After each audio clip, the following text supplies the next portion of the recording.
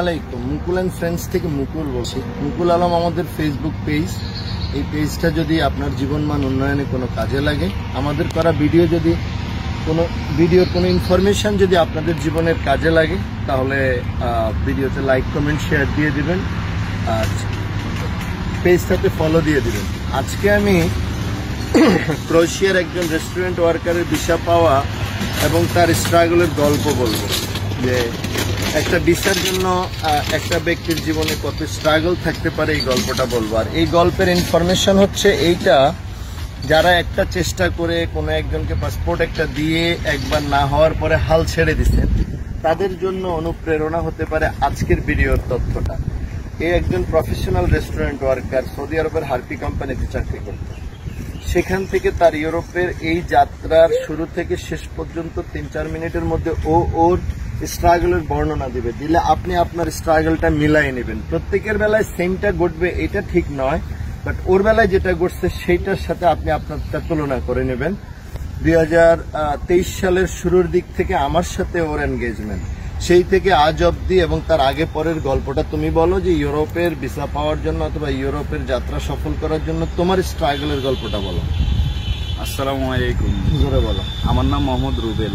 আমি সৌদি আরবে থাকি দীর্ঘ 6 বছর প্লাস, আর কি 7 বছর থেকে। আরো জোরে বলো। তখন থেকে আমি 2021 সালে চেষ্টা করতেছিলাম ক্রোয়েশিয়া যাওয়ার জন্য। তখন আমি একটা ফাইল জমা দিয়েছিলাম আমার এক ভাইয়ের মাধ্যমে। উনি আমাকে 1-1.5 বছর ঘুরে পাসপোর্টটা রিটার্ন দিয়ে দিয়েছে, কাজটা হয়নি।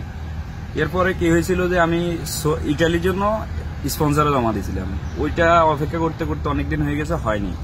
এর ফলে আমি মুকুল ভাইয়ের সাথে যোগাযোগ করি, ওই সৌদি আরব থেকে ওখান থেকে যাওয়ার জন্য চেষ্টা করি। ভাইয়ের সাথে কথা বলার মধ্যেই কাজ কাম আগাচ্ছিল। তখন আমার ভিসাটা আপডেট করতে পারিনি সৌদি আরবের। আপডেট না করতে পারাতে আমাকে দেশে আসতে হয়েছে। দেশে আসার পরে আমি অপেক্ষা করলাম, ভাই আমার কাজগুলো চালিয়ে গেল। এরপরে ইন্ডিয়া গেলাম। ইন্ডিয়া তো অনেক স্ট্রাগল করতে হয়েছে, অনেক কিছু সহ্য করতে হয়েছে, শেষ পর্যন্ত আলহামদুলিল্লাহ। ইন্ডিয়ার গল্পটাও আলাদা, অন্য 10 জনের থেকে 100 জনের থেকে ওর গল্প আলাদা। ইন্ডিয়াতে ফিঙ্গার দিয়ে হায়দ্রাবাদে ফাইল জমা দিছে, জমার কতদিন পরে আবার রিফিঙ্গার কল করছে? রিফিঙ্গার কল করছিল হয়েছে 54 দিনের মাথায়। এরপরে আবার 1 মাস 6 দিনের মাথায় আবার আমাকে 10টা প্রশ্ন করা হয় এম্বাসি থেকে। ওর কোম্পানিতে ও একমাত্র লোক যাকে রিফিঙ্গারের জন্য কল করছে এম্বাসি, আবার 10টা প্রশ্ন দিয়ে পাঠাইছে মেইল করার জন্য। তো সর্বশেষ এই কোম্পানিতে ওই ভিসা পাইলো, এর আগে সবগুলো ভিসা হয়ে গেছে। এখন প্রশ্ন হচ্ছে 2021 সাল থেকে যাত্রা 24 সালের জুনের লাস্ট উইকে এসে ও সফল হলো। এর মধ্যে প্রতিটা মুহূর্তে অনেক অনিশ্চয়তার মধ্যে ছিল। অনিশ্চয়তা বলতে রিফিঙ্গার একটা অনিশ্চয়তা বহন করে, যারা ক্রোয়েশিয়া এম্বাসিতে ফাইল জমা দিয়েছেন তারা জানেন। তার উপরে আবার এম্বাসি থেকে মেইল পাঠিয়েছে 10টা প্রশ্নের উত্তর দেওয়া, সেটাও একটা অনিশ্চয়তার দিকেই যায়। এই সব কিছু পার করে ও সফল হলো। তো এই সফলতার গল্পটা এই জন্য তুলে ধরলাম যে এই গল্প থেকে আপনাদের অনুপ্রেরণা পাওয়া উচিত। আর আমরা মেনলি স্কিল্ড ওয়ার্কার নিয়ে কাজ করি। তো ওর মতো রেস্টুরেন্ট ওয়ার্কার অথবা ওর কোনো বন্ধু কাজের ভিডিও এবং গ্যারান্টি মানে আপনি কে, আপনার পরিচয় কি, এই গ্যারান্টি যদি আমাদেরকে প্রমাণ করতে পারেন, রেস্টুরেন্ট ওয়ার্কারে কাজ করাটা আমাদের জন্য কঠিন নয়।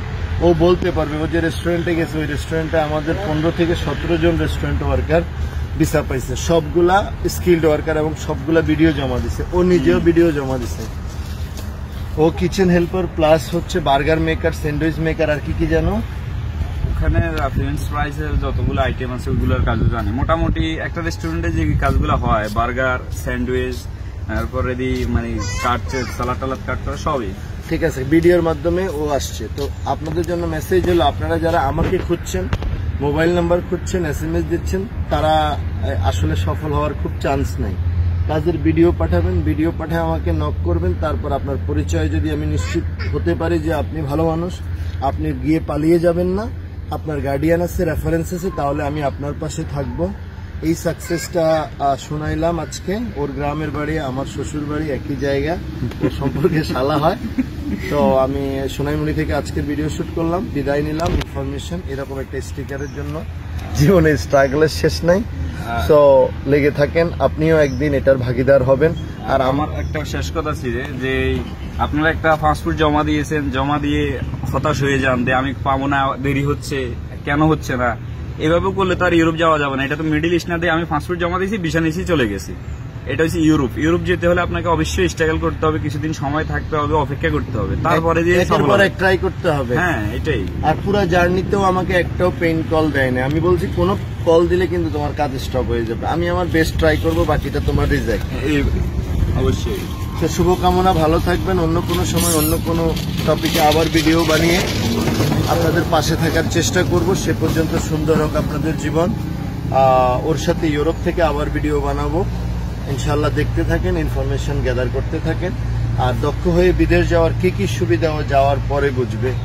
আর অদক্ষ লোকের বিদেশে ট্রাই করলে আপনার সফলতার হার 10 to 15% বেশি হয় না।